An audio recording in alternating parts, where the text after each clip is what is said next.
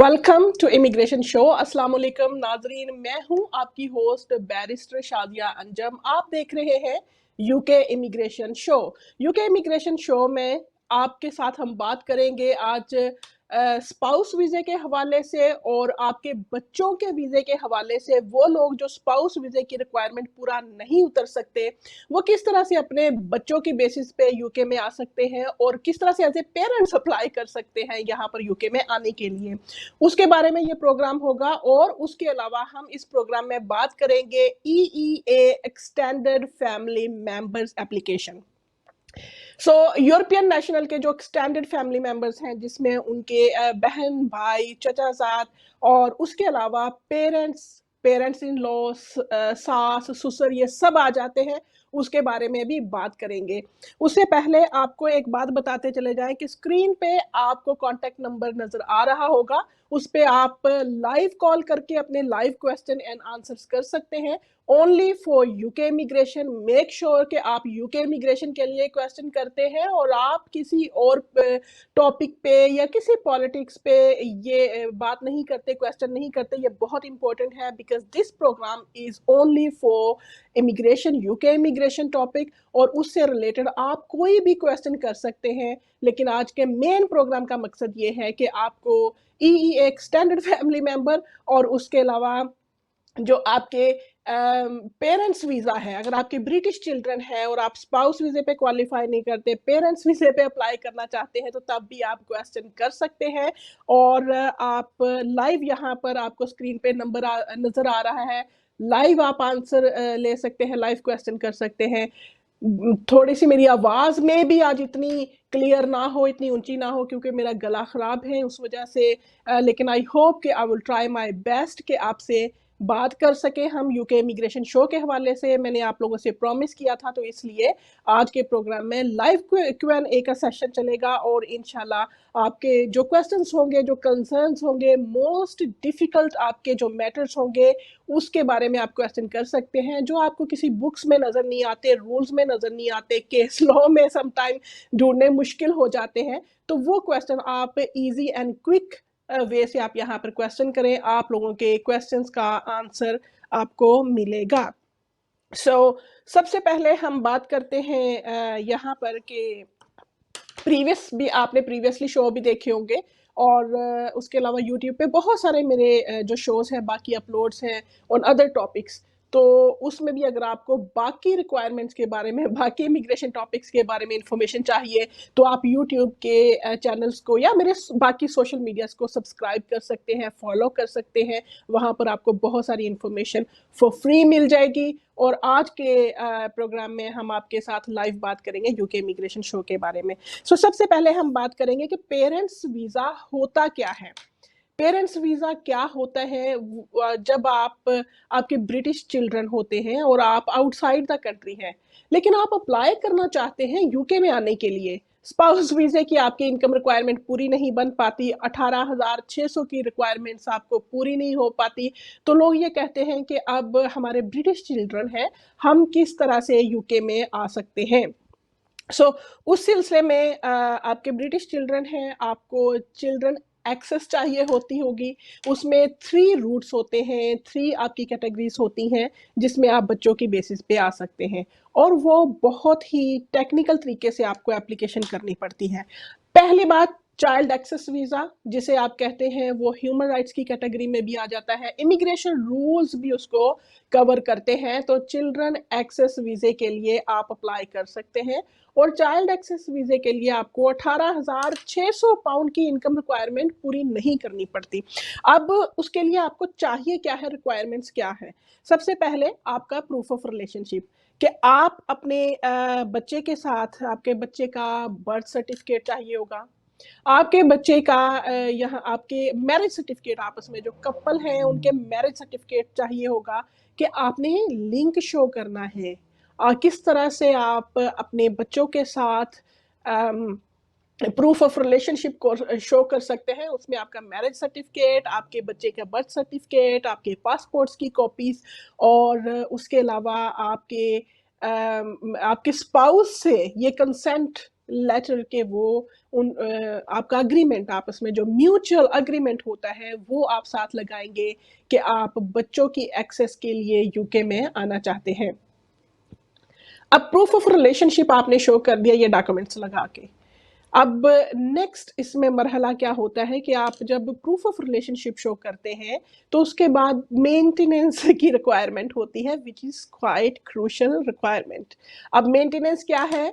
Maintenance का मतलब है कि आप कभी स्टेट पे बर्डन नहीं बनेंगे and you can be maintain without recourse to public funds.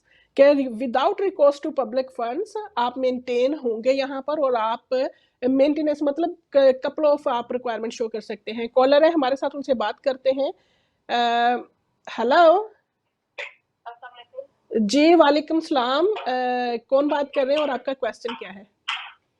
मैं समरा बात कर रही हूँ। मैं बंसुर अहमद बात कर रही हूँ। जी समरा, आप शाजिया अंजम से बात कर रही हैं, अपना क्वेश्चन कीजिएगा।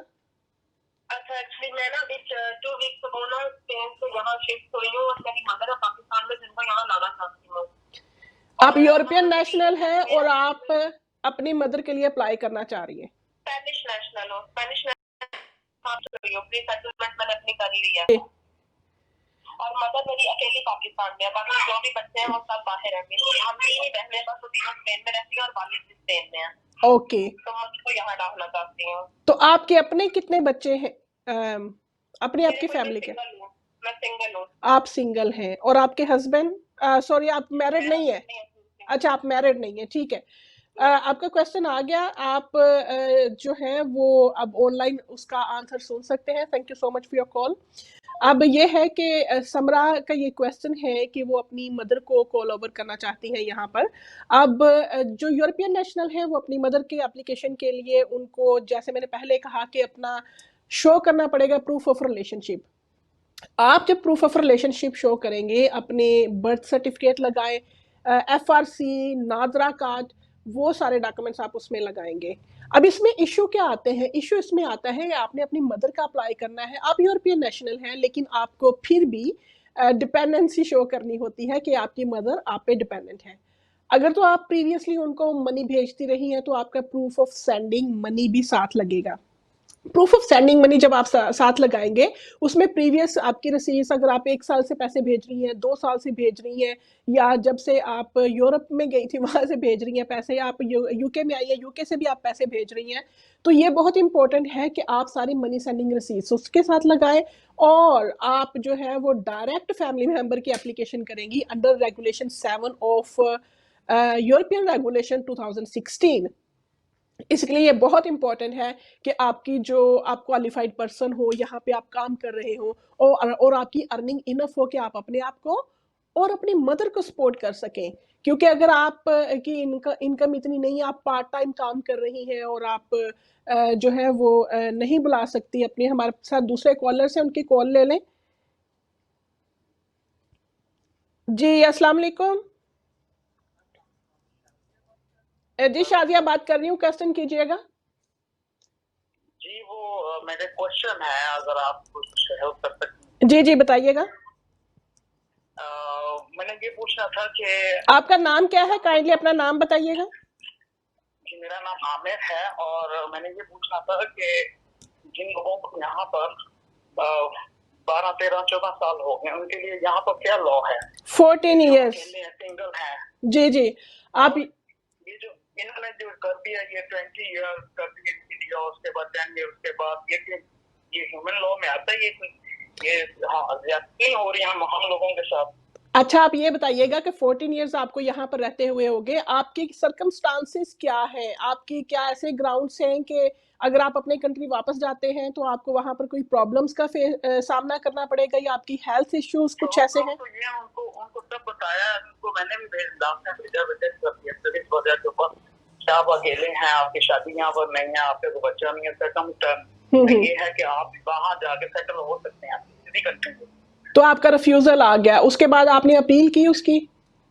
अपील में भी उन्होंने रिजेक्ट कर दिया। अच्छा ठीक है, आप अपना आंसर सुनिएगा। आपका क्वेश्चन आ गया, आप अपना आंसर ऑनलाइन सुनिएगा। Thank you so much. मेरे पास और भी ऐसे कई लोग जी जी आपको इस पर ये तो आप ऐसे कोई ऐसे कोई कर सकते हो कि गवर्नमेंट तक आवाज पहुंच सके, तो ये ह्यूमन लॉ में नहीं आता जो 13 ईयर करती है ना। देखिए जी, ये तो मैंने बहुत सारे इस तरह के ऑलरेडी शोज़ किए हैं, यूट्यूब पे भी है, सोशल मीडियाज़ पे भी है, और होपफुली कि अभी जल्दी प्राइम मिनिस्टर को लेटर भी लिखेंगे। उसमें ये सिचुएशन है कि एक एमनेस्टी की सिचुएशन हो सकती है, जिसमें वो लोग, मेरी सजेशन ये है कि जो ओवर 10 इयर्स यहाँ पर रह रहे हैं, उनको एमनेस्टी दे दी जानी चाहिए। अब लोग कहते हैं कि एमनेस्टी उन लोगों के लिए होनी चाहिए जो ओवर 20 इयर्स यहाँ पर रह रहे हैं। अब ओवर 20 इयर्स के एक कंसिडरेबल पीरियड ऑफ टाइम होता है जिसमें इंसान की लाइफ और इंसान के हेल्थ और इंसान की मेंटल हेल्थ इतनी प्रॉब्लम में, इश्यूज में आ जाते हैं कि जिसके बाद वो यूके की इकोनॉमी में कंट्रीब्यूट करने के काबिल नहीं रहते। सो मेरा पॉइंट ऑफ व्यू ये है कि जो लोग ओवर 10 इयर्स यहाँ पर रह रहे हैं, उनको एमनेस्टी मिलनी चाहिए। तो आपका ये बहुत अच्छा आपने हाईलाइट किया है पॉइंट। अप्रिशिएट कर रहा हूँ आपका, आप बहुत ज्यादा अच्छा काम कर रही हैं हम लोगों के लिए। लाइव कॉल्स लेके आप बहुत ज्यादा हमें प्रोवाइड कर रही हैं अपना सोल्यूशन के। आप ऐसे लाइव कॉल किसी एमपीज को बुला के करें, उनसे क्वेश्चन ये करें कि ये ह्यूमन लॉ में आता है जो आप इनके साथ कर रहे हैं। जी बहुत शुक्रिया, आप आंसर सुनिएगा अब अपने क्वेश्चन का through online. Thank you so much for your call. करके आपका आंसर सुन लेता हूँ। जी जी, आपका बहुत बड़ा फैन हूँ जी, थैंक यू सो मच। बहुत शुक्रिया आपकी कॉल का, थैंक यू सो मच।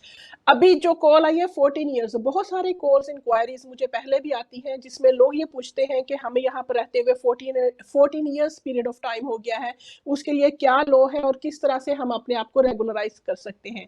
अभी कुछ अर्सा पहले 14 इयर्स का रूल था कि जिसमें 14 इयर्स जब किसी को हो जाए तो यहाँ पर उनको लिमिटेड लीव टू रिमेन दे दिया जाता था, स्टेटस दे दिया जाता है। अनफॉर्चुनेटली अब क्या हुआ कि couple of years back 20 years का रूल कर दिया गया, जिसमें ये कहा गया कि जब तक आप यहाँ पर 20 इयर्स नहीं रह लेते तब तक आपको स्टेटस नहीं दिया जाएगा, जो कि जिस तरह से बहुत सारे लोग हाईलाइट कर रहे हैं, it is against the human rights law. तो उसमें कोई शक नहीं है कि ऐसे वो लोग जो इमिग्रेंट्स हैं यहाँ पर जब उनकी प्राइवेट लाइफ को कंसिडर किया जाता है 10 इयर्स की बेसिस पे, 10 इयर्स यहाँ पर रह लेते हैं तो उनको लॉन्ग रेजिडेंस की बेसिस पे इंडेफिनिट लीव टू रिमेन दे दिया जाता है। So same rules should be applicable on those people who have been living in this country and who have been overstayed for some reasons. अगर उनकी ऐसी कोई reasons हैं जिसकी वजह से वो वापस नहीं जा सकते तो उनको भी 10 इयर्स के रूट पे कंसीडर करना चाहिए, और जो 14 इयर्स एक कंसिडरेबल पीरियड ऑफ टाइम होता है तो उसको ज़रूर कंसीडर करना चाहिए।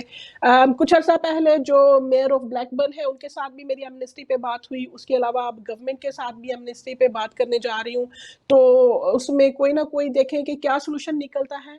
स्पेशली जब ये कोविड-19 है उसकी वजह से भी लोगों को भेजना गवर्नमेंट के लिए बहुत एक्सपेंसिव हो जाएगा, उनके बहुत कॉस्ट आएंगे, और लोगों को इलीगल यहाँ पर रखना, स्टेटस ना देना, उससे भी उन लोगों की इकोनॉमी, गवर्नमेंट की इकोनॉमी पे फ़र्क पड़ेगा। ये तो गवर्नमेंट के फ़ायदे में भी जाता है अगर उन लोगों को एमनेस्टी दे दी जाती है जो यहाँ पर ओवर 10 इयर्स रह रहे हैं। अब यहाँ पर इस वक्त सर्कमस्टांसेस क्या हैं, ये तो आपका क्वेश्चन हो गया ओवरऑल एमनेस्टी में क्या होना चाहिए, या उन लोगों को जो यहाँ पर रह रहे हैं किस तरह से उनको एमनेस्टी ग्रांट की जानी चाहिए गवर्नमेंट की तरफ से। अब जो लोग करंट सिचुएशन में क्या सूरत हाल है और करंट सिचुएशन में आप क्या कर सकते हैं। अगर आप सिंगल हैं और आपके जो है वो आप मैरिड नहीं हैं और सिंगल हैं और उस वजह से आपकी एप्लीकेशन कंसीडर नहीं की जा रही, तो उसमें आपको आपके लॉयर्स को मेक श्योर करना चाहिए कि अगर आपके 2 ग्राउंड्स उसमें आते हैं। नंबर 1, आपकी मेडिकल रीज़न है, मेडिकली आप फिट नहीं हैं, मेडिकल कंडीशन ऐसा है कि अगर आप अपने कंट्री में जाएंगे वहाँ पर same sort of medical treatment आपको नहीं दिया जाएगा, तो ये भी आपके ह्यूमन राइट्स की ब्रीच होती है under article 8 and under article 8 of human rights. अगर आप ये ग्राउंड लेते हैं, इस ग्राउंड के तहत आप अपनी एप्लीकेशन 14 इयर्स के बेसिस पे डालते हैं और ये कहते हैं कि आपको डिस्क्रेशनरी लीव टू रिमेन दिया जाए, डिस्क्रेशनरी लीव टू रिमेन दिया जाए, तो ऐसी सूरत हाल में आपको you may be considered in this category. लेकिन अगर आपका एप्लीकेशन के ग्राउंड्स ही इफेक्टिव नहीं होंगे, कंपेलिंग एंड कंपैशनेट सर्कमस्टांसेस नहीं होंगे और आप कन्विंस नहीं कर सकेंगे होम ऑफिस को, तो फिर डेफिनेटली आपका रिफ्यूजल आएगा। सो इसलिए जब आप अपने लॉयर्स को इंस्ट्रक्शन दें, मेक श्योर कि आप उनको इंस्ट्रक्शंस इस तरह की देते हैं कि आपके जो फैक्चुअल बैकग्राउंड्स हैं वो सारे खुल के सामने आए। आपको अगर मेडिकल कोई प्रॉब्लम है तो आप उनको बताएं, और अगर आपको कोई ऐसे प्रॉब्लम्स का फेस करना पड़ेगा कि अगर आप अपने कंट्री में वापस जाते हैं तो वो भी आप उनको बताएं, क्योंकि अगर आप अपने कंट्री में वापस जाते हैं, कोई सोशल ग्रुप आपके अगेंस्ट है, कोई पॉलिटिकल ग्रुप आपके अगेंस्ट है, जो कि अक्सर होता है, लोग मुख्तलिफ जो पॉलिटिकल ग्रुप्स के साथ उनका ताल्लुक होता है और दूसरे पॉलिटिकल ग्रुप्स जो है या जो पार्टी पावर में होती है उनको पुलिस के ज़रिए से हरास किया जाता है। इस तरह की सिचुएशन बहुत देखने में आती है, और अगर इस तरह की सिचुएशन है तो आप उस ग्राउंड्स को भी हाईलाइट करें, और वो ग्राउंड्स आपके बनेंगे under article 3 of human rights, जिसमें होता है कि you may be faced with degrading treatment when you go back to your own country. So ये चीज़ें हैं, जब आपका केस वेल प्रिपेयर्ड होता है, आपकी एविडेंस साथ इनक्लोज होती है, तो फिर आपके चांसेस ऑफ सक्सेस होते हैं एप्लीकेशन के। So इसलिए always try to submit your application rightly with right evidence and also with the legal grounds and compelling and compassionate circumstances. I hope I have answered your question. Thank you so much for asking this question, because so many people actually have been suffering with these kind of irregularities कि जिसमें उनके applications consider नहीं होते और उसमें कुछ loopholes या flaws रह जाते हैं। So अभी coming back to the first question, क्योंकि दूसरी कॉल की वजह से फर्स्ट क्वेश्चन को हम नहीं डिटेल के साथ बात कर पाए थे। उन्होंने अपने मदर के बारे में क्वेश्चन पूछा है, और मदर के बारे में डिपेंडेंसी शो करना इम्पोर्टेंट है, और मदर के बारे में आप प्रूफ ऑफ रिलेशनशिप शो करेंगे और अपनी इनफ इनकम शो करेंगे। So thank you so much for your question. हम नेक्स्ट कॉलर के पास जाते हैं, नेक्स्ट कॉल लेते हैं। जी अस्सलाम वालेकुम, कौन बात कर रहे हैं और क्या क्वेश्चन है आपका? अपने हस्बैंड के लिए पूछना चाह रही हूँ कि उन्हें 10 ईयर रूट पे उनका वीजा मिला है। अभी उनकी पहला जो 2.5 साल का था वो खत्म होने वाला है इन सितंबर, और अप्लाई करना है। तो पूछना ये है कि मैं जैसे हाउसिंग बेनिफिट और सेल्फ टैक्स क्रेडिट ले रही हूँ, तो उनको अपनी इनकम कितनी शो करनी होगी, जितनी उनके साल की है, क्या उसके बारे में? आपका स्टेटस क्या है? आप ब्रिटिश है? नहीं, मैं अभी रिफ्यूजी लीव पे हूँ। ओके, आप रिफ्यूजी लीव पे हैं और आपके हस्बैंड को देखें, आपका तो ये एप्लीकेशन ही रॉन्ग गया है। अगर आप रिफ्यूजी स्टेटस पे हैं तो आपके हस्बैंड को भी रिफ्यूजी स्टेटस के तहत 5 इयर्स रूट पे जाना चाहिए था। जी, उनको उन्होंने वो नहीं दिया, क्योंकि उन्होंने बिल्कुल मेरा तो अभी खत्म हो गया है। अभी दिसंबर में मैंने जाके अपना अप्लाई करना है इंडेफिनिट जी जी जी। तो इन्होंने जब अप्लाई किया था तो इनको उन्होंने रिफ्यूजी में नहीं किया, इनको उन्होंने 10 ईयर रूट में किया है। उसकी क्या रीजन है? आपकी शादी जो है वो असाइलम का स्टेटस मिलने के बाद हुई थी या पहले? हाँ जी, बाद में। अच्छा, इसी वजह से, शायद यही वजह है। थैंक यू सो मच, आप अपना आंसर सुनिएगा ऑनलाइन। आपके क्वेश्चन का बहुत शुक्रिया। अभी वो लोग जो कि असाइलम पहले शादी हो बाद में असाइलम मिले, तो वो 5 इयर्स रूट पे आते हैं। 5 इयर्स के बाद उसमें कोई मेंटेनेंस नहीं होती, कोई इनकम रिक्वायरमेंट नहीं होती 5 इयर्स के बाद, और कोई इंग्लिश लैंग्वेज की रिक्वायरमेंट भी नहीं होती, क्योंकि इसको असाइलम लॉ कवर कर रहा होता है। सो 5 इयर्स के रूट पे डिपेंडेंट्स को, हस्बैंड को, बच्चों को सेटलमेंट मिल जाती है। लेकिन आपकी सूरत हाल में चूंकि शादी जो है वो बाद में हुई है, आपके असाइलम स्टेटस मिलने के बाद में आपकी शादी हुई है, ऐसी सूरत हाल में क्या होगा कि आप के हस्बैंड को 10 इयर्स रूट पे उन्होंने डाल दिया है। अब अगर बेनिफिट ले रहे हैं, आप बेनिफिट ले रहे हैं या उनकी इनकम रिक्वायरमेंट पूरी नहीं है, तो उससे उनकी एप्लीकेशन पे कोई फ़र्क नहीं पड़ेगा, इसलिए कि ब्रिटिश नेशनल के लिए डिफरेंट रूट है, असाइलम सीकर के लिए डिफरेंट रूट है, EEA नेशनल के लिए डिफरेंट रूट है। सो आपको कोई फ़र्क नहीं पड़ेगा, वो मेंटेनेंस या उसके इनकम रिक्वायरमेंट्स का कोई इशू नहीं होगा। बिल्कुल आप बेनिफिट ले सकते हैं, और अगर आपका हस्बैंड भी चाहे तो वो भी बेनिफिट ले सकता है, और 10 इयर्स रूट के बाद वो सेटलमेंट का अप्लाई कर सकते हैं। एक चीज़ का आपको ख्याल रखना पड़ेगा कि आप इन 10 इयर्स रूट के दौरान उनका कोई क्रिमिनल कन्विक्शन ना हो, उनकी कोई सिविल जजमेंट उनके खिलाफ ना हो, वो चीज़ अलार्मिंग हो सकती है, अदरवाइज मेंटेनेंस का कोई इशू नहीं है। सो नाजरीन, अगेन जैसे कि हम लाइव कॉल ले रहे हैं आज के प्रोग्राम में, आज के शो में लाइव कॉल्स आप कर सकते हैं। स्क्रीन पे आपको कॉन्टैक्ट नंबर नज़र आ रहा है। कोई भी आपका इशू है under asylum law, European regulations या इमिग्रेशन रूल्स, जो कि बरतानिया के इमिग्रेशन रूल्स हैं, या फिर ह्यूमन राइट्स की एप्लीकेशन है, आप किसी भी बेसिस पे कोई भी क्वेश्चन आप कर सकते हैं और उसका लाइव आपको आंसर मिलेगा। क्योंकि ये जो शो है ये एट अ टाइम यूट्यूब पे और फेसबुक पे लाइव चल रहा है। जो भी लोग यूट्यूब पे देख रहे हैं वो भी लाइव कॉल कर सकते हैं और फेसबुक से भी लाइव कॉल कर सकते हैं। सो अभी देखते हैं कि हमें ज्वाइन किन्होंने किया है। जी, अभी जिन्होंने हमें ज्वाइन किया है और फेसबुक पे जिन्होंने टेक्स्ट मैसेजेस के जरिए अपनी कंट्रीब्यूशन की है, उनके हम बात करते हैं। Advocate Raja Adnan, good to see you. और Ashfaq Ali Aman, thank you so much for watching this show. Irfan Shahzad Gondal, thank you so much for joining us. Wajahat Ali, Mazhar Abbas, Chaudhry Azim, advocate, thank you so much and welcome to this show. Ayub Sabar, Wattu advocate, Chaudhry, Wasim Sabar Rana have joined us, and also advocate Raja Adnan from AZI Law Academy. सो आप बताइएगा, share कीजिएगा, law academy में आप क्या करते हैं। Law academy में आप जजेस को प्रेपरेशन करवाते हैं एग्जामिनेशन की, या फिर आप लॉयर्स को ट्यूशन प्रोवाइड करते हैं, या फिर आप एज ए लॉयर काम करते हैं। That will be helpful for other people. So thank you so much for joining us for this show. लोग ये कहते हैं, जब मैं मोबाइल की तरफ देखती हूँ, लोग ये कहते हैं आप डिसंगेज हो गई हैं, आप मोबाइल की तरफ देख रही हैं, आप पर्सनल मैसेजेस पढ़ रही हैं। ऐसी कोई बात नहीं है, कोई पर्सनल मैसेजेस नहीं होते।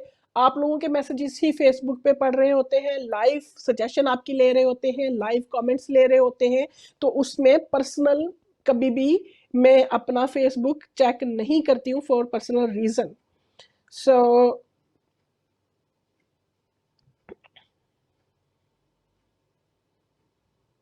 ओके,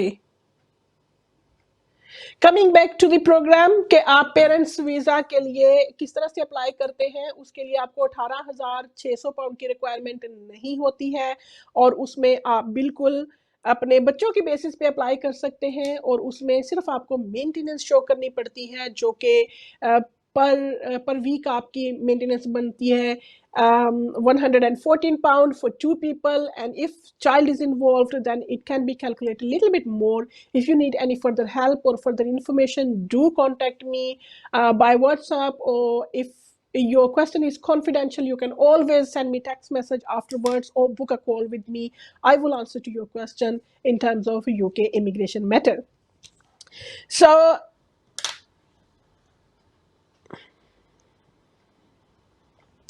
बात ये कर रहे थे कि जब आप चिल्ड्रन एक्सेस के लिए अप्लाई करेंगे तो फिर आपको मेंटेनेंस की रिक्वायरमेंट की ज़रूरत होगी, और plus English language will be the same. English language course आप करें, A1 सेफर रिक्वायरमेंट का आपको कोर्स करना होता है, सेफर लेवल का आप कोर्स करेंगे, और इंग्लिश लैंग्वेज के बाद आप अपना एप्लीकेशन सबमिट कर सकते हैं। प्रूफ ऑफ रिलेशनशिप लगाएंगे, और आप as a parent of British child apply करें instead of applying for spouse visa. अगर आपकी 18,600 पाउंड की रिक्वायरमेंट पूरी नहीं होती तो आप दूसरे रूट पे चले जाएं। अगर ये भी आपके पूरे नहीं होते तो आप तीसरे रूट पे चले जाएं। अब तीसरा रूट क्या है? तीसरा रूट में आपसे ये बात करती हूँ कि डेरिवेटिव राइट्स ऑफ रेजिडेंस जिसे कहते हैं। ऐसे जो ब्रिटिश चिल्ड्रन जो यूके में रह रहे हैं, और उनके जो प्राइमरी केयरर हैं वो मदर है या फादर है या जॉइंट शेयर्ड रिस्पॉन्सिबिलिटी के साथ है, इनकम रिक्वायरमेंट पूरी नहीं हो रही, इंग्लिश लैंग्वेज भी नहीं कर सकते और स्पाउस वीज़ा भी नहीं कर सकते, तो वो डेरिवेटिव राइट्स के तहत एप्लीकेशन कर सकते हैं, और वो एप्लीकेशन से उनको यहाँ पर एंट्री क्लियरेंस मिल जाएगी अंडर डिफरेंट रूट, और उसमें डिफरेंट रिक्वायरमेंट होती है। सो ये बहुत इंपॉर्टेंट है। अगर आपको ये सर्च करना होता है कि आपका केस कौन सी कैटेगरी में आ रहा है, चाइल्ड एक्सेस वीजे के लिए आप करना चाह रहे हैं, स्पाउस वीजे की ये रूट पे जाएंगे, या फिर आप जाएंगे डेरिवेटिव राइट्स ऑफ रेजिडेंस जिसे बोलते हैं primary carer of British children. Primary carer of British children की बेसिस पे भी आप अप्लाई कर सकते हैं। सो उसके लिए डिफरेंट डॉक्यूमेंट्स होते हैं। If you need any help you can let me know and I will answer to your question. Okay, let's check on YouTube how many people have joined us and if anybody has asked any live question. So we are going to just look into the question. Okay.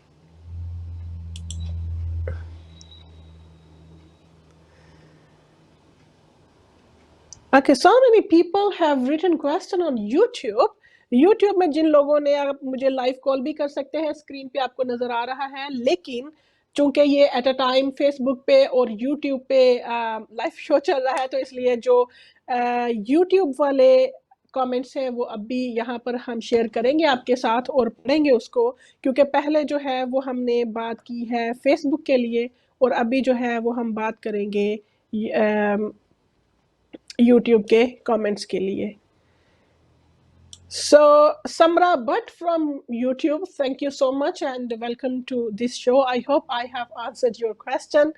Rabia Hina, hi, hello, thank you so much. Mubin Hanif, thank you so much and welcome to our show, live UK immigration show actually.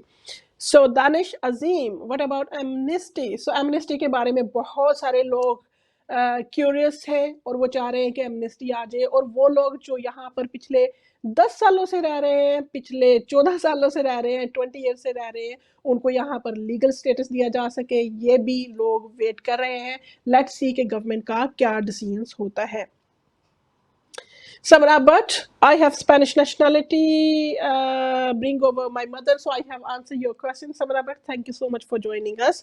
If you have any further question, you can send me text message afterwards and then I will answer to your question, okay? Ishal Arisha, how to meet you?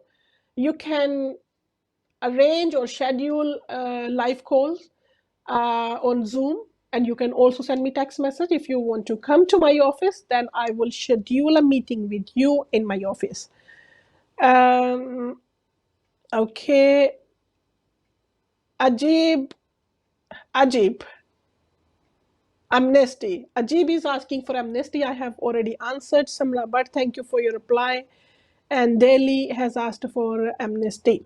So I was just reading actually your comments on YouTube.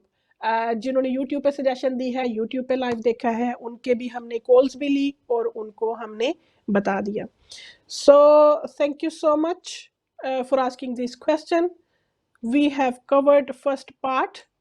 First part हमने cover कर लिया है, जो हमने parents वीज़े के बारे में बात कर रहे थे. अब नेक्स्ट जो है वो EEA एक्सटेंडेड फैमिली मेंबर के बारे में बात करेंगे. उससे पहले आप लोगों का कोई क्वेश्चन है या आप लोग लाइव कॉल करना चाहते हैं या आप लोगों के कोई कमेंट्स है, सजेशन है जो आप शेयर करना चाहते हैं, फील फ्री, आप शेयर कर सकते हैं दूसरे लोगों के लिए भी. सो Okay, so next thing is going to be EEA extended family member. अब extended family member की एप्लीकेशन किस तरह से करते हैं, क्या रिक्वायरमेंट्स होती है, लोगों को इसमें बहुत सारी प्रॉब्लम्स का सामना करना पड़ता है. उसके लिए जो सिचुएशन है वो ये है कि डिपेंडेंसी किस तरह से शो करनी है. How can we meet with the dependency point. अब डिपेंडेंसी को शो करने के लिए कि वो आपके डिपेंडेंट हैं, उसके लिए आपको मनी सेंडिंग रिसीट चाहिए होती है. बहुत सारे लोगों के वीज़ा रिफ्यूज हो जाते हैं क्योंकि वो उन्होंने इनफ इनकम शो नहीं की होती या उन्होंने इनफ रिसीट्स नहीं लगाई होती. अब पहली बात हम ये करेंगे कि इनफ इनकम है क्या. इनफ इनकम मीन जब आप अपने एक्सटेंडेड फैमिली मेंबर्स के लिए अप्लाई करेंगे तो आपको इतना शो करनी होती है इनकम कि जिसमें आपके अपने घर के अखराजात भी पूरे हो रहे हो और उसके अलावा आप जिसको बुलाना चाह रहे हैं उसको भी आप मेंटेन कर सके without recourse to public funds. This is very important, without recourse to public funds. So अगर आपकी असेसमेंट कितनी होनी चाहिए इनकम की, वो भी आप प्राइवेटली मुझे टेक्स्ट करके पूछ सकते हैं. आपकी कैलकुलेशन करके मैं आपको बताऊंगी क्योंकि हर एप्लीकेंट की सिचुएशन डिफरेंट होती है. सो लेकिन ये है कि आपकी इनफ इनकम होनी चाहिए. अब मनी सेंडिंग रिसीट्स कितनी होनी चाहिए. मनी सेंडिंग रिसीट्स आपकी कुछ लोगों के रिफ्यूज़ल आता है, लोग परेशान होते हैं, हमने 1 साल की रिसीट लगाई, रिफ्यूज़ हो गया. ऐसा रिफ्यूज़ नहीं होना चाहिए. नो प्रॉब्लम, आपने 1 साल की रिसीट लगाई है, 3 साल की लगाई है या 6 साल की लगाई है, आपको होम ऑफिस को सेटिस्फाई करना होता है कि वो आपकी डिपेंडेंट है और कहीं और सोर्सेज से डिपेंडेंसी नहीं हो सकती. जिस घर में वो रह रहे हैं अपने कंट्री में, वो भी आपका प्रोवाइड किया हुआ घर है, या आपका टेनेंसी एग्रीमेंट है, या आपकी पोस्ट वहाँ पे आती रही है, और सेम एड्रेस पे शो होता है कि आपके पेरेंट्स भी सेम एड्रेस पे रह रहे हैं जिस पे आप रह रहे थे जब आपने वो कंट्री छोड़ा था, यूरोप में गए थे। सेम हाउस होल्डिंग होनी चाहिए। जब आप सेम हाउस होल्डिंग को प्रूफ नहीं कर सकेंगे तो प्रॉब्लम यहाँ पर आती है और फिर आपके वीज़ा रिफ्यूज़ हो जाते हैं। सो सेम हाउस होल्डिंग होनी चाहिए, डिपेंडेंसी होनी चाहिए, और अगर मेडिकल प्रॉब्लम है तो मेडिकल लेटर्स होने चाहिए। आपको ड्राफ्ट चाहिए मेडिकल लेटर के लिए तो बिल्कुल आप ड्राफ्ट के लिए मुझे ईमेल कर सकते हैं, टेक्स्ट मैसेजेस कर सकते हैं, and then I will send you draft for your parents application कि जो आपने आपको हेल्प करेगा कि उनके मेडिकल ग्राउंड्स के लिए आपने लेटर लेना है अगर वो सफ़र कर रहे हैं with any medical reason. So next thing is, one thing is same householding, the second thing is dependency, the third thing is proof of relationship. So proof of relationship is going to be your FRC, your birth certificate, your parents' marriage certificate, and connection, how you are related to your family members. So it must make logical sense. So एक और बहुत important point है जो यहाँ पर मैं बात करना चाहूँगी, वो ये है कि लोग कंफ्यूज हो रहे हैं। जो एक सेटलमेंट स्कीम है उसके तहत किसी को स्टेटस मिला है, या जिन्होंने पहले रेजिडेंस कार्ड लिया था, या किसी के पास परमानेंट रेजिडेंस है, या किसके पास यूरोपियन नेशनल के पास यहाँ पर ब्रिटिश नेशनैलिटी है, उसको किस तरह से आप लोगों ने जस्टिफाई करना है, वो बहुत इम्पोर्टेंट है। क्योंकि अगर आप उसको जस्टिफाई नहीं करते तो फिर आपके लिए इशू हो जाएगा और आप गलत एप्लीकेशन फिल कर बैठेंगे। अब ये जो ट्रांजिशनल पीरियड है, जब तक दिसंबर 2020 नहीं आ जाता, जून 21 नहीं आ जाता, ट्रांजिशनल पीरियड है। इसमें आपको बहुत सारे फ़ायदे हैं, इसमें बहुत सारे आप एडवांटेजेस ले सकते हैं गवर्नमेंट की पॉलिसीज़ का, इसमें बहुत सारी लीनियंसी है, आपके फैमिली मेम्बर्स अप्लाई कर सकते हैं। और हो सकता है आफ्टर जून 2021, आफ्टर दिसंबर 2020 आप एक्सटेंडेड फैमिली मेम्बर की एप्लीकेशन कर ही ना सके। सो इसलिए मेक श्योर कि अगर आपने किसी भी अपने बिलव्ड वन को बुलाना है उससे पहले एप्लीकेशन डालें, और आप सेकंड एडवाइस ले लें कि ट्रांजिशनल पीरियड में क्या इंपॉर्टेंट है, ट्रांजिशनल पीरियड में क्या करना चाहिए। आया कि अंडर द प्रीवियस जो रेगुलेशंस है 2016 उसके तहत एप्लीकेशन डालने में ज़्यादा चांसेस ऑफ सक्सेस होंगे, या फिर ईओ सेटलमेंट स्कीम के तहत आपको एप्लीकेशन करना चाहिए। सो ये वो चीज़ें हैं जो कंसिडरेशन करना बहुत ज़रूरी होती है, एक लेमैन को समझ नहीं लगती, लेकिन जब आप लीगल एडवाइज़र से उसकी एडवाइस लेते हैं तो बहुत सारी चीज़ें आपको क्लियर हो जाती हैं, और बहुत सारी चीज़ें से आपका टाइम, आपका पैसे, आपके अपील में जाने के चांसेस बच जाते हैं, और आप पहले ही अपने ग्राउंड्स ऐसे तैयार कर लेते हैं जिसमें आप अच्छी तरह से एंट्री क्लियरेंस ऑफिसर को मुतमईन कर सके और आप अपना leave to remain family permit UK के लिए ले सके।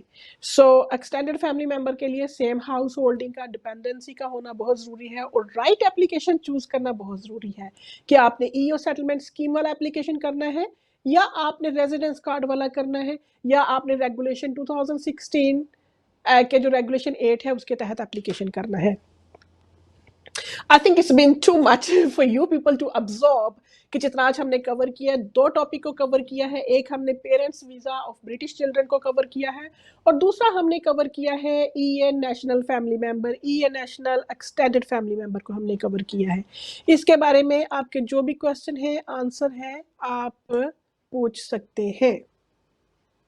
Okay, so Samra but has asked further question. Actually वो ये कह रही है कि उन्होंने कभी भी अपने मदर को पैसे नहीं भेजे हैं। समरा, अगर आपने नहीं पैसे भेजे हैं, आप पैसे नहीं भेज सकती थी, उसकी रीजंस क्या है, किस वजह से नहीं भेजे, वो आप मुझे कॉल कीजिएगा, आप मुझे व्हाट्सएप पे टेक्स्ट कर सकते हैं। आपको यूट्यूब पे दूसरे प्रोग्राम्स में मेरा पर्सनल कॉन्टैक्ट नंबर भी मिल जाएगा। ये तो सोशल मीडिया के लिए है, ये भी मेरी एक्सेस में है, इस पे भी आप व्हाट्सएप पे टेक्स्ट मैसेज कर सकते हैं। सो ये वो चीज़ें हैं जो आपको गाइडेंस देगी, हेल्प देंगी। सो आपने पहले पैसे भेजे नहीं हैं, फिर भी आप अपनी मदर के लिए एप्लीकेशन कर सकती हैं। वो कौन कौन से ग्राउंड्स होंगे वो आप बिल्कुल बाद में प्राइवेटली मेरे से बात करें, मैं आपको जो लीगल उसके रूट्स हैं वो भी बताऊंगी, आपने फर्दर क्या करना है वो भी आपको बताऊंगी, और एप्लीकेशन बिल्कुल आप अपनी मदर की कर सकती हैं। अगर आपने कभी पैसे नहीं भी भेजे फिर भी आपकी मदर की एप्लीकेशन हो सकती है। सो आप मुझे मैं यहाँ पर डिस्क्रिप्शन बॉक्स में अपना पर्सनल कॉन्टैक्ट नंबर छोड़ूंगी, उस पर आप मुझे व्हाट्सएप पे टेक्स्ट मैसेज कीजिएगा, और उस पर ना सिर्फ ये है कि मैं आपको फर्दर गाइडेंस दूंगी, बल्कि अगर आप चाहेंगी कि आपको फुल डिटेल्स, चेकलिस्ट और डॉक्यूमेंट्स की लिस्ट चाहिए, उसमें भी आपको हेल्प कर दूंगी।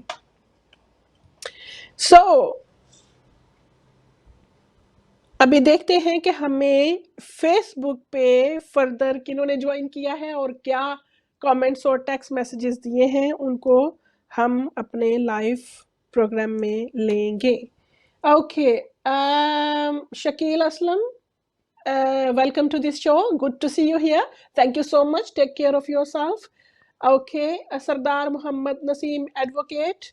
Assalamu alaikum and nice to see you here. Thank you so much for watching us. Chaudhry Wasim Saber Rana, best of luck. So best of luck to you as well. Ayub Saber Wattu, thank you so much. And also Umar Abbas, welcome to this show. Thank you so much. Good to see you here. Shakil Aslam, Azmat Mushtaq, let me know your contact details. Azmat Mushtaq, contact details on the screen. अगर आप live call करना चाहते हैं लेकिन सिर्फ immigration के बारे में होगी, यूके इमिग्रेशन के बारे में होगी, किसी और टॉपिक पे नहीं हो सकती आज, तो लाइव कॉल भी कर सकते हैं। टेक्स्ट मैसेज करना है तो आपको मेरे जो प्राइवेट नंबर है ओके, सो वो मैंने अभी आपको टेक्स्ट कर दिया है, उस पर भी आप मुझे व्हाट्सएप पे ओनली कांटेक्ट कर सकते हैं, क्योंकि it's not possible to actually take messages and speak to everybody. So that's why I've just started my social media live show so that I can answer to all of the people who are unable to speak to me during the weekdays or during the weekend, because sometimes I get so busy, it's not possible for me to answer to all of you. So I started this live session so that I can take more calls, I can give you live answer. So on screen you will see the contact number, you can contact me live on this show. And एक और चीज, ये मैं कोशिश कर रही हूँ कि ये रेगुलर शोज आपके साथ एवरी संडे 4 PM लाइव आपके साथ शो करूँ। आप मुझे यूट्यूब लाइव पे, फेसबुक लाइव पे ज्वाइन कर सकते हैं, और most importantly UK immigration TV के नाम से वेब पेज क्रिएट किया है, जो फेसबुक पे फाइंड आउट करेंगे उसको फॉलो करें आप। बहुत सारी डिस्कशन वहाँ पे, आप वैसे भी बाद में भी क्वेश्चन पूछ सकते हैं।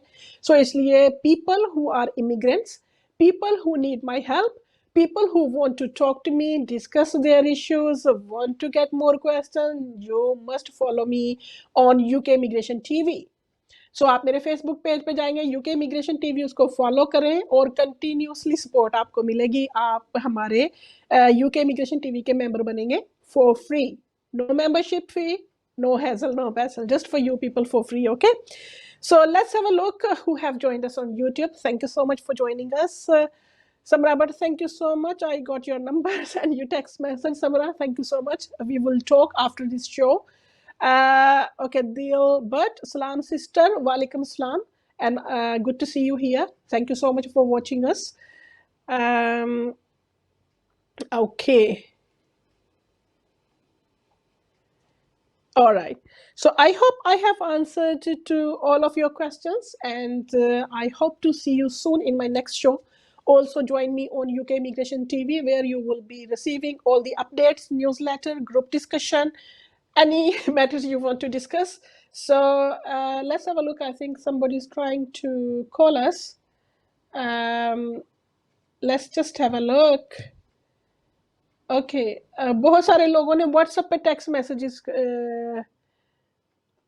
व्हाट्सएप पे टेक्स्ट मैसेजेस तो आप बाद में मुझे कर सकते हैं, अभी तो आप लाइव कॉल करना चाहें लाइव कॉल भी कर सकते हैं। Okay, so let's wind up all the issues we have covered in the next 10 minutes. We are going to be finishing. अच्छा जी, उमर अब्बास की तरफ से क्वेश्चन आया है हमें फेसबुक के हवाले से। उनका क्वेश्चन ये है, extended family member with pre settle status fall in limited leave to remain और ILR, भूल जाए, ILR इतनी आसानी से नहीं मिलता, नो ILR डायरेक्टली, ओके। ये आपको लिमिटेड लीव टू रिमेन मिलेगा। दैट्स व्हाई आई से कि ये ट्रांजिशनल पीरियड है, इसमें आपको बहुत सारे बेनिफिट मिल सकते हैं। आप अगर चाहते हैं स्पेसिफिक एडवाइस, आप बाद में मुझे कॉल करें, आपको मैं बताऊंगी कि बेस्ट एप्लीकेशन आपके लिए क्या रहेगी अंडर EU सेटलमेंट स्कीम के लिए। एप्लीकेशन पे आपको जाना चाहिए या आपको प्रॉपर रेजिडेंस कार्ड के लिए जाना चाहिए, ये बहुत इंपॉर्टेंट है। आपके पास अभी बहुत सारे चांसेस हैं, ट्रांजिशनल पीरियड में आपको बहुत सारे फायदे मिल सकते हैं। So make sure you apply before December 2020. If you want me to draft grounds for you, just only legal grounds for you, you can apply by yourself. You can submit your application. And if you need my help for drafting legal grounds so that you can make sure that your application is right and your application goes by rules or regulations, so आप सिर्फ legal draft के लिए मेरी services ले सकते हैं। या फिर अगर आपको चेकलिस्ट डॉक्यूमेंट्स की चाहिए, उस सिलसिले में भी चेकलिस्ट डॉक्यूमेंट्स चाहिए। Okay, many people have started sending text message on WhatsApp. Just text messages are only for those people who really need immigration services, not for everybody. कुछ लोग मैसेजेस करना शुरू कर देते हैं, हेलो हाय, उसके हम आंसर नहीं दे सकते क्योंकि सिर्फ उन लोगों के लिए है जिनको ज़रूरत होती है, जिनको जो इस नीड में होते हैं कि उनको इमिग्रेशन सर्विसेज चाहिए होती है और वो desperately they are looking for some expert and specialist person for UK immigration. Okay, so this is very important कि अगर आप चाहते हैं कि आपका एप्लीकेशन राइट हो, आप चाहते हैं कि अपील में आपका टाइम ज़ाया ना हो और आपके बहुत सारे जो हैसल बैसल है वो बच जाए, it's always better to obtain legal opinion from any legal expert. So it's me, Barrister Shadia Anjam, with 15 years of legal experience in this field, in this category, and I have been helping many European family members, extended family members, specifically parents in law, जो सास ससुर होते हैं वो किस roots पे जाते हैं, बहू की एप्लीकेशन करनी है, सन इन लॉ की एप्लीकेशन करनी है, उसमें स्पॉन्सर किसको बनना चाहिए और जो फाइनेंशियल स्पॉन्सर कौन होगा, एक्चुअल स्पॉन्सर कौन होगा, ये बहुत इंपॉर्टेंट और टेक्निकल चीज़ें होती हैं। क्योंकि अगर आप इसको कंसीडर नहीं करते तो आपका एप्लीकेशन रिफ्यूज हो जाता है और उसके बाद अपील में जाता है, फिर आपको अनदर 1 ईयर वेट करना पड़ता है। तो जब अपील में जाके भी ये पता चलता है कि आपके एप्लीकेशन पे के तो ग्राउंड्स ही गलत थे, तो आपकी अपील भी रिफ्यूज हो जाती है क्योंकि आपके ग्राउंड्स ठीक नहीं होते। सो अपनी एप्लीकेशन के ग्राउंड्स ठीक बनाएं, अपनी अपील के ग्राउंड्स ठीक बनाएं और अपनी फर्स्ट एप्लीकेशन इस तरह की डालें कि वो फर्स्ट टाइम में आपका वीज़ा लग जाए। क्योंकि हो सकता है अगर आप अभी अपने एक्सटेंडेड फैमिली मेम्बर के एप्लीकेशन डालते हैं और उसके बाद आपका वो रिफ्यूज़ हो जाता है, जब तक वो रिफ्यूज़ल आएगा, जब तक आपके पास टाइम पास हो जाएगा, दिसंबर 2020 आ जाएगा, देन आपके पास कोई ऑप्शन नहीं रहेगी, आप दोबारा अप्लाई नहीं कर सकेंगे। सो इट्स ऑलवेज बेटर कि आप जो है वो अभी से ही प्रॉपर एप्लीकेशन करें और प्रॉपर लीगल ग्राउंड्स के साथ। So if you need my help, my services, further advice, list of documents, legal drafting, any bits and pieces services, अगर आप अफोर्ड नहीं कर सकते पे करने के लिए कि आपको सारी सर्विसेज नहीं चाहिए, तो जो आपको बेस्ट लगे कि जो पार्ट आपके रिव्यू के लिए आप मुझे केस भेज सकते हैं, सारा केस आप खुद करें, रिव्यू के लिए भेजें, जिसमें आपके चांसेस ऑफ सक्सेस भी ज़्यादा हो सकते हैं कि उसमें क्या क्या चीज़ की कमी बेशी है, वो मैं आपको एडवाइस कर दूंगी। I hope you've understood the situation and all the legal bits and grounds. So बाकी जो मेरी वीडियोस हैं उसमें आप बाकी वीडियोस भी बिल्कुल यूट्यूब पे अपलोडेड हैं, आप देख सकते हैं। आपको फाइनेंशियल एग्जम्पशन चाहिए स्पाउस वीज़े में, आपने एडल्ट डिपेंडेंट वीज़ा अप्लाई करना है पेरेंट्स के लिए, या फिर ह्यूमन राइट्स की कैटेगरी में आपने एप्लीकेशन डालनी है, तो लोड्स ऑफ फ्री इंफॉर्मेशन आपको मिलेगी है, वो आप देख सकते हैं। और फर्दर जो अपडेटेड इंफॉर्मेशन होगी फ्यूचर में, वो UK इमिग्रेशन TV से आपको मिलेगी। वहाँ से आपको बहुत सारे फ्री एडवाइस, फ्री डिस्कशन और free checklist, free documents for downloading, बहुत सारी सिचुएशन आपको वहाँ से मिल सकती है। सो इसलिए अगर आप उसको ज्वाइन करते हैं तो आपको बहुत सारे बेनिफिट्स फॉर फ्री मिल सकते हैं उसके लिए।